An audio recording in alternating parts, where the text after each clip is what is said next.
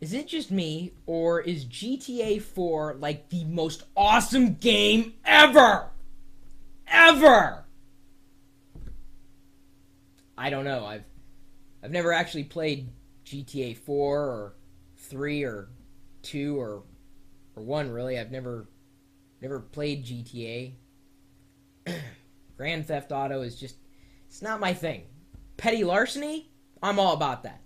The whole car thing though, not so much. I've got a top 5 list here from someone who was also disappointed with GTA. In case you're wondering if you were the only one who didn't think it was the best game ever. This is from Coley. He says, "Hey Chris, love the show. I'm a diehard GTA fan, and I waited very excitedly until midnight, April 29th, 2008, for the release of GTA 4. I purchased the game, went home, and spent the night in heaven." His words. "But now I regret buying the game before renting it first. While I'll agree that it is by far the best GTA game, I do have to rant about some major flaws with it. So I've written a top 5 list for the reasons not to buy GTA 4. So if you are considering, maybe picking it up as a stocking stuffer this holiday season, don't really know why you would want to stuff that in your stocking, or somebody else's really, unless you had some kind of vendetta, some kind of death wish. Number 5. From the second that I started playing the game, I noticed one thing: the weird camera angles. It starts with the fact that Nico walks ungodly slow, and running is not much faster. The camera will not stay directly behind him, so it takes a lot of readjusting to get it correct. Did I say that name right? Nico? Nico? Nico? The Knights who formerly say Nico? Number 4. GTA 4 received way too much hype over its online play. First of all, the maps are way too big for the small number of people trying to play in a match. The maximum number of people that can play in a match is 16, and even then, the maps are still way too big. The maps are essentially entire chunks of the city, large chunks, and that makes it hard to find anybody. The limited number of cars on the maps also adds to the frustration. Also, when you connect to online multiplayer, you are put into a party, and then you wait for more people to come. But, unlike in other games, there isn't a timer counting down for the start of the match. The host has to start the game. So, if the host doesn't want to start the game, or if the person is left, then you're stuck waiting. And the longer you're stuck waiting, then the more people will begin to leave. Number 3. The auto-aim system needs to be revamped. It is close to impossible to switch from one enemy to another, and even that is choppy. There's almost no free aim, since when you aim with any weapon, then it'll automatically aim at the nearest person. This feature is very frustrating and adds to the list of problems with this game, again, according to Corey. Number 2. There's one thing, though, that is consistent throughout the entire game, and that is the missions. It doesn't matter whether or not you are playing a mission in which you'll kill an Italian family, or maybe driving a truck full of explosives across the city, each mission is the same. All missions are drive from point A to point B, shoot, drive, escape. Every mission fits that description in one way or another. There's no originality in the missions like there's been in past games. Number 1. The one element of this game that disappointed me the most was the dearth of things to do. Liberty City is the largest of any of the other cities in the series by far, but there isn't a lot that you can do. While strip clubs, bowling, and bars are fun, that's about all there is to do.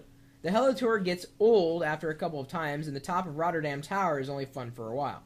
Adding to the short list of things to do is the fact that there are a limited number of buildings that you can enter.